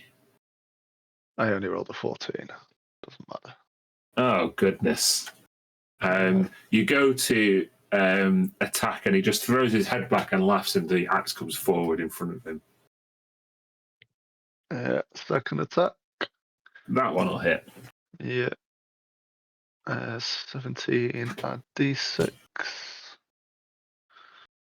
22. Oh. Again, more than bloodied, extremely damaged. When he comes forward from his laughter, and he's laughing, like an executioner's swing, but I miss and hit him in the back. So it's just like straight across the shoulders. Yeah. He can now make a save, can't he? He can't. He gets advantage. Sorry, is that Craig? What is Yeah, that? if he gets hit, it's advantage. Oh, okay. If it's just at the end of his turn, it's a regular save. Okay. 1, 2. No, neither of them are going to succeed. Okay. Is that the end of your turn, Zam? It is. He's like, literally, his like back is broken, and he's like laughing his head off as the flames rise around you all. The smoke is getting pretty thick in here. Sidrul. Okay, I wander back round to this side of this guy, and I'm gonna take a deep breath and use a bonus action to dig deep, which means I have resistance to bludgeoning, piercing, and slashing damage. So that is that. And then I'm gonna take one punch with just my fist. Got a 16. Will just about hit. Okay, for 10 bludgeoning damage. And then I'm going to use... Yeah, how do you kill this guy? Oh, I want to punch him into the flames. He came out of the flames, you punched him back into the flames. Yeah. Yeah. You started this. Okay. So then with my second action, I'll go over to this guy. You get advantage if you're going to hit him. I would like to try and hit him. I'd like to use another charge of my force gauntlet, or try. So let's see if I hit him. Yes, you do. A 21. So I got 9 bludgeoning damage plus 6 force damage. Nice. Yeah, From this the guy's gauntlet. laughing as you kind of run up behind him. As he throws his head back, you smash him in the back of the skull with your force gauntlet. Please, can he make a DC 15 saving throw? What kind of saving throw? Strength. Sure. He fails. He is smashed 10 feet away from me. 1, 2. There you go. I think Goes that is all my... careening across the flaming warehouse. Cool. Yeah, that's all my actions. Okay. Another wisdom save there. Oh, yeah. Wizzy. Oh, he passes. Got a 19. Oh, is that because I hit him? It's just the... yes. So as he goes careening across the warehouse, he comes to his senses. He's still prone. So I really shouldn't have taken that off. But hey ho. Corinne, you're up. Okay. Let's see. Oh, can you select it, please? There we go. 34, 5, 6. Can I? Does it look like I still might be able to save this person with lay on hands? They have plasma scarring around a circular wound in their head, which is bleeding, and their eyes are rolled back into their skull. You're not sure if you could definitely save them, but it looks unlikely without a medicine check anyway. Well, I'll attempt it. Just because. Yeah. 5 points. I'll attempt. You pick them up and you try to rouse them, but their body, even in this heated environment, feels cold and unresponsive. Oh no. Fair enough. Is there anything else I can do here?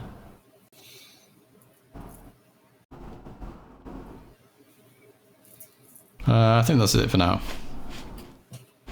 Okay. Then we've got these guards are looking bad. Whoops. This one gets up. He's not fancying facing down Sidrul, so he's going to go this way. And he's going to shoot his pistol. He's going to execute this one, and he's going to shoot his pistol at Sidrul from a distance. Call him a coward. Yeah. Does 16 hit you, Sidrul? Yeah, it does. The pistol is force damage, which you're not resistant to, I don't think. So it's 6 force damage. Okay. He's then going to get into a tussle with this more heroic-looking girl, and he's going to use his last attack to grapple her. Okay, this one is going to get up, and Zam, you see this guy gets up. He's like back is nearly broken. Instead of pulling off like another tube like spear, he like goes into his coat, and he pulls out a grenade like device, and he pulls the pin out, and he shoves it into your gelatin mass. I would like you to make a Constitution saving throw.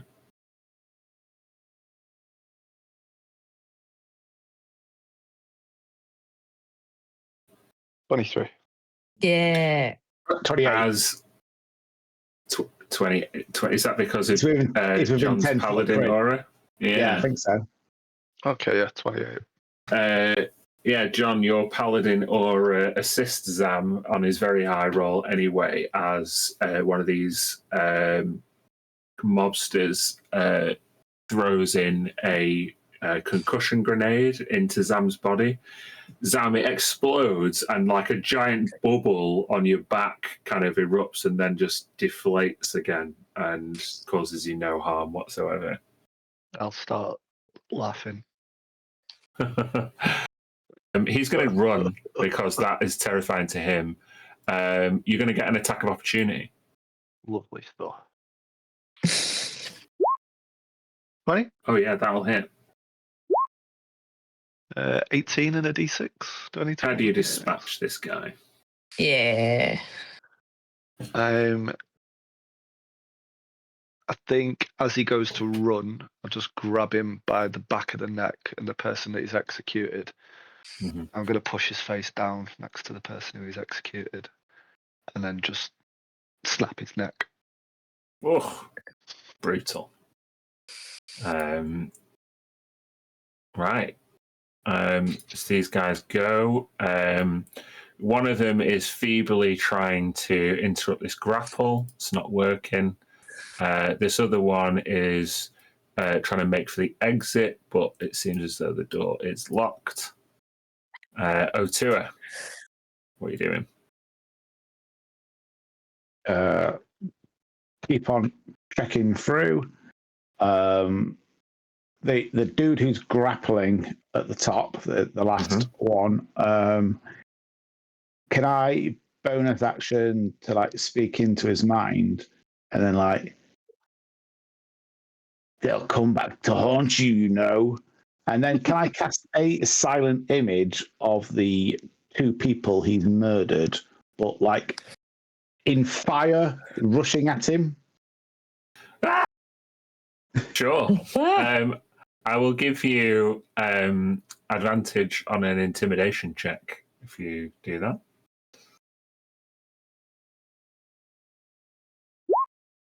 Uh, 16. 16. I'm just going to... Is it for silent image, is it an intelligence check against it? Well, it's just an illusion. So Yeah, but you can discern with a check, I think. Yes, intelligence investigation. Yeah. I'll let him use his reaction to do that, but I'll give it a disadvantage because it's so fucking terrifying. And your spell save DC? 16. Oh, well, I rolled a pair of 5s. So, yeah, he looks terrified. Yeah, we'll have to see what he does on his turn. Is there anything else you do? That's it. Okay. Zam, you're up. Me again already? Yeah, it was just a attack of opportunity you had just last. I'm just going to move here and try and finish off this last guy. Okay. He is horrified as these two burning spectres have just raised back from the dead, and then walking through the fire is this huge skeleton jelly monster. So I can only give you advantage on this attack. 22? Yeah, that'll hit. 13 and 4 for 17 damage. Yeah, how do you execute this guy? Just like splat him into the ground. Just like. Thank you. Yeah. You totally mash this person's bones and viscera into the warehouse floor as this woman, she like shouts like, "Thanks, whatever you are," and she pulls up like a snood to like cover her mouth. I would, now that the main combat is over, the problem is the environment, so we're no longer going to be an initiative, but I would like you all to make a constitution saving throw. +5 if you're within 10 feet of me. Can I ask, is it to do with breathing? It is to do with breathing. Because of the smoke. I don't breathe. Yeah, you're good then. What? Don't breathe. Mine's a Cool. nat 1. Oh, A no. nat 1. Deary me.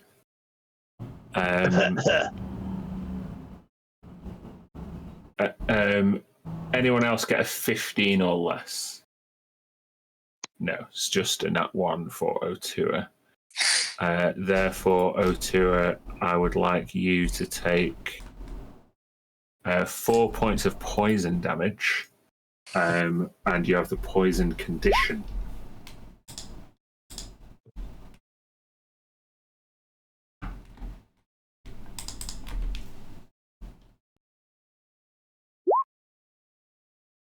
The couple of workers and this woman kind of point you to the door, and this one over here shouts, "I'm stuck! Help!"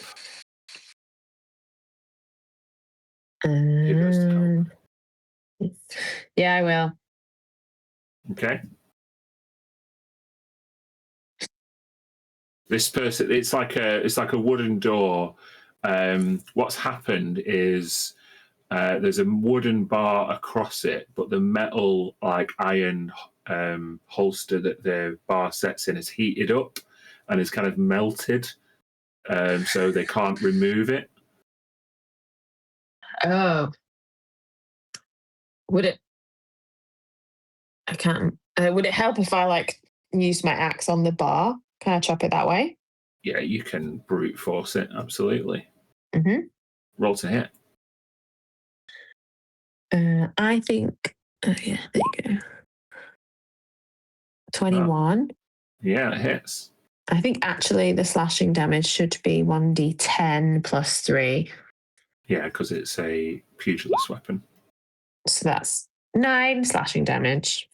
Yeah, you take your hand axe and you chop the bar. You don't quite chop it all the way through. Okay. Can anyone else do something to help?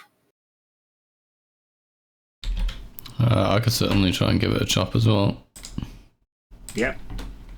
Let's see. I now have this new sword, I think. The vital sword. Let's try this. Mm-hmm. Oh, nat 20. Nat 20, Hey. excellent. With a nat 20, how do you use your new sword to punch through this doorway and get everybody to safety? Let's see. So I'm reading the description. So it's an organic metal blade embedded with veins of red crystals that can drain life force. I think maybe the sword goes in and it kind of gets stuck for a moment, and then the red crystals kind of suck in the heat, and then it just makes it more brittle and it kind of breaks the bar in half. Cool. Yeah, you immediately to kind of dry out the wood with a vital sword, and to make it, you could just push through it. And as this door splinters through, smoke comes careening out as these workers are brought to safety, and you guys can exit the other side. This particular worker seems particularly impressed, Kryn, by that extrication. Thanks. Fucking thugs trying to keep us all down. We appreciate your support. And she gives you a raised fist in solidarity. Good luck with your revolution. We have to leave. Where are you going? Off planet. I swear everybody needs to fucking go. This thing's gone south. Can I hitch a ride? We got room for a few more. Cool. And you see her talking to a couple of the workers who say, "Oh, we've got to get," they decline. And this girl returns to you. It's a human girl with red hair. And she says, "Oh, looks like it's just me. The name's Honizer." Is it you who has a brother? No. Oh. I'd shout, "Whoever has a brother, he's out that way by the lake." Yeah, one of the other people who was saved goes, "Oh, Terry, where is he? By the reservoir?" Yeah. Pretty bad burns. "Thank you." And she hugs you, and then realizes that she's just hugged a gif, and is like, what? And then runs. No.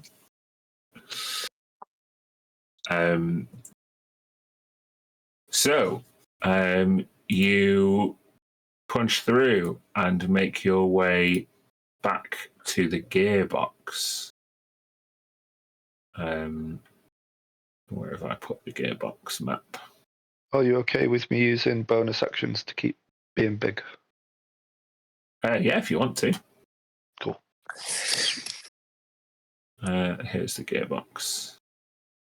Bear with me. I mean, there's pretty much a riot going on outside in there. So.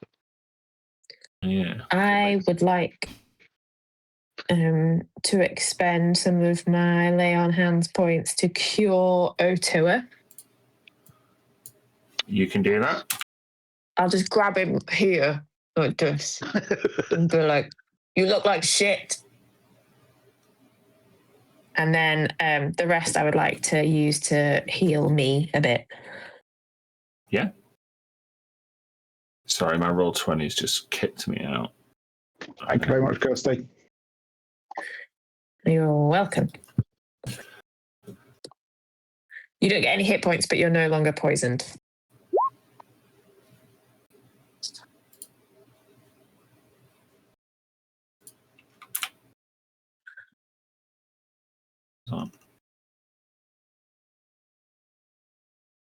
I'm like, I don't know if it's just the size of the gearbox map because it was all lit and everything, but my roll 20 is freaking out.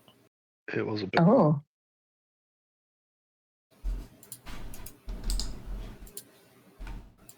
Oy. Maybe I'll just turn dynamic lighting off on that map. Let's see if that fixes it. That doesn't look like it.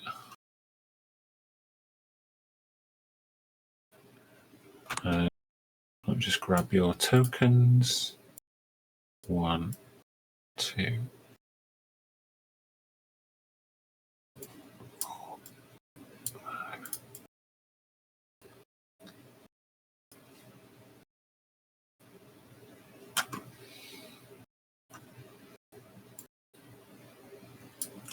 Oh dear, sorry about this.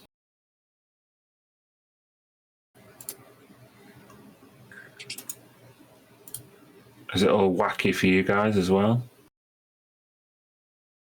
We've moved over. No. Sounds normal. It's totally screwed for me. It's okay over here. Yeah, it's fine. Okay, well, you eventually make it through to Yarrick's workshop. I can't really see it at all, so yeah, not sure what's happening there. Maybe I'll just refresh once more.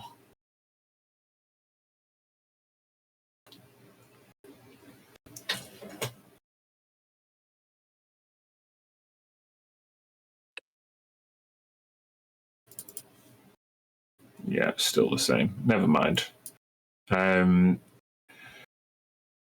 So yes, you come through and you can see as you it's just popped in for me now. Great, excellent.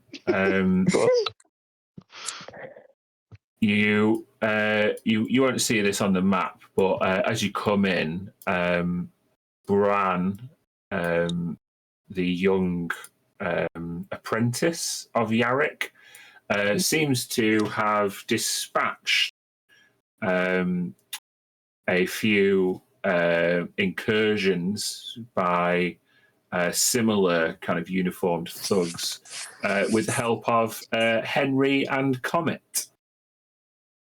Henry was the big suit of armor, and Comet was the assistant which you bequeathed onto them. Bram says, "Oh, hey guys." Hi, Bram. How are we doing? You guys keeping busy? Yeah, looks like all of the upgrades are done on the Witter quick, but I don't know. Past few days since you guys left, it's been weird. We had a few more people coming and knocking, asking questions. Don't worry, me and Henry took care of them. And Comet is just sat on top of the bookshelf behind the desk, like filing his nails.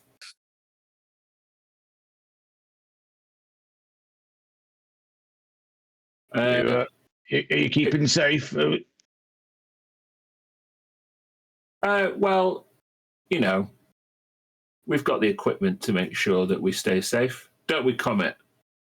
And Comet puts down his nail file and picks up like a plasma Uzi, and he's like,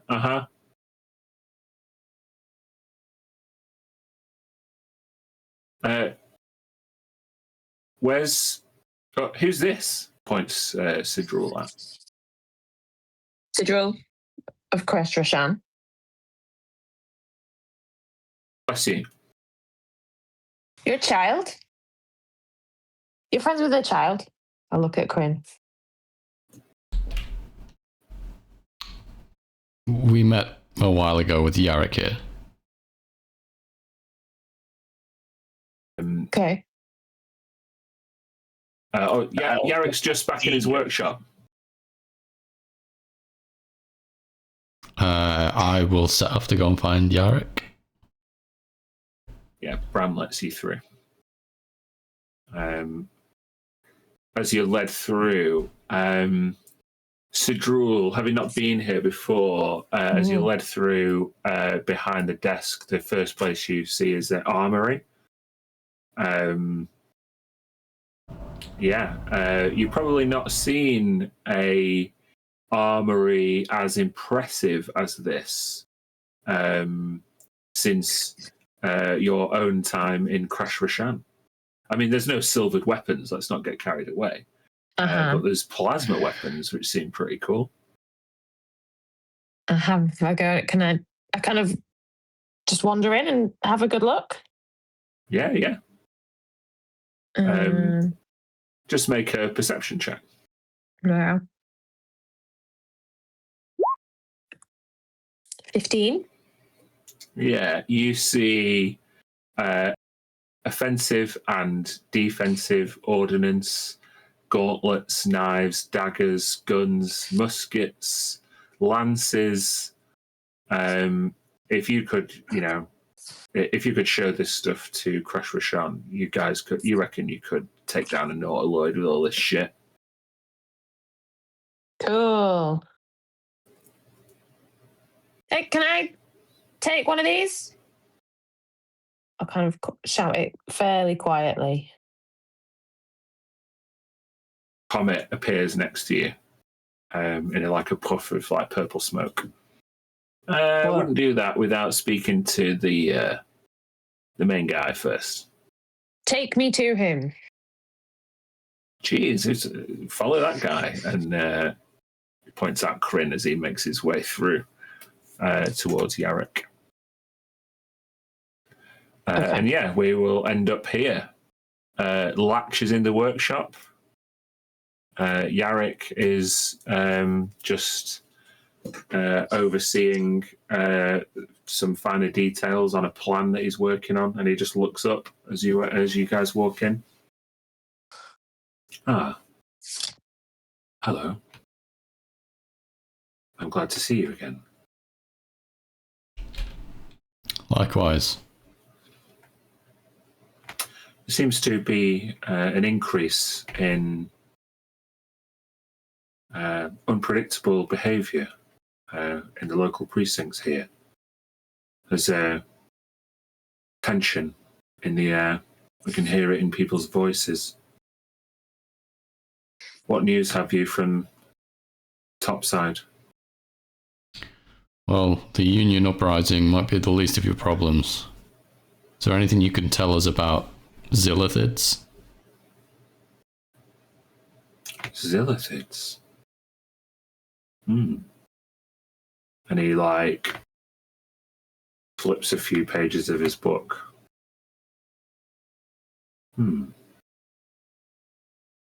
It's not a term I'm familiar with.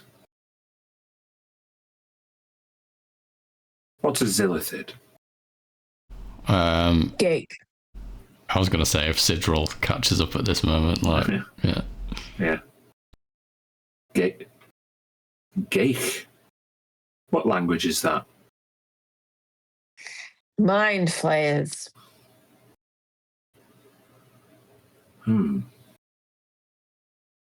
Mind flayers. The most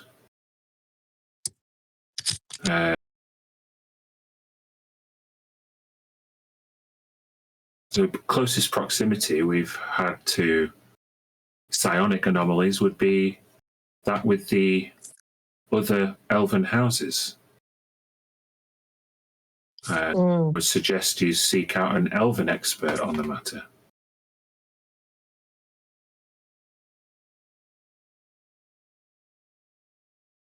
Maybe that's where we're going next?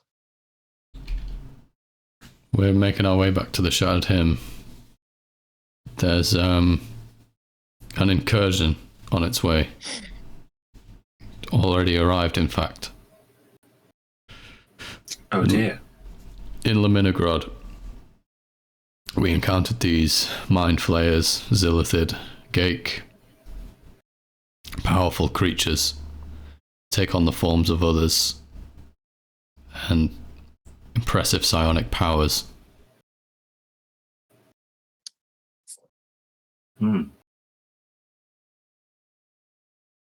Sounds destructive. I'd recommend What do you they and Bram want? to subsume, to destroy, to take the minds of others as far as we can tell.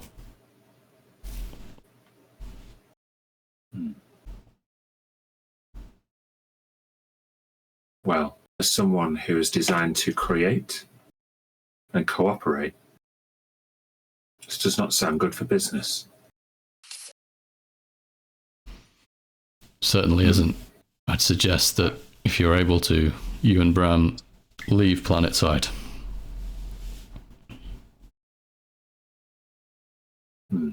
I'll discuss it.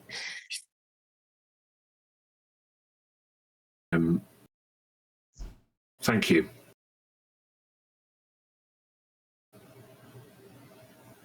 He kind of looks across a few plans. The upgrades to your ship have been installed. I've managed to increase its firepower without compromising its speed and maneuverability. Excellent. Thank you, Yarrick. I'll now consider how best to move my operation.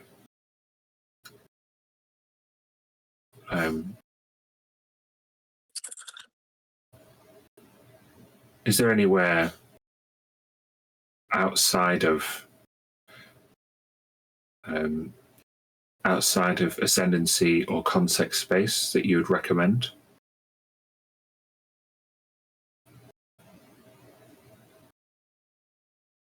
I'm trying to recall. Oh, what about the coil?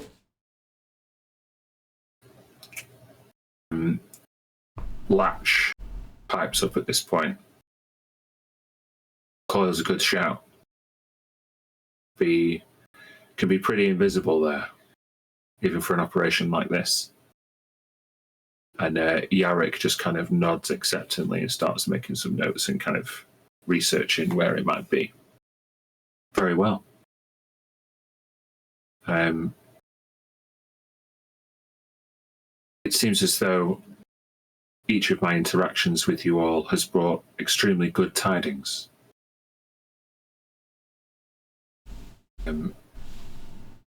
Please, if I'm to clear out this warehouse, it only feels right that you all get to take a souvenir.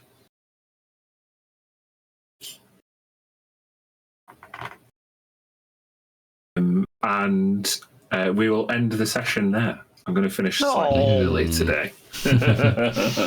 Give me the big laser cannon. We've got presents to look forward to. Yes. you have. Presents.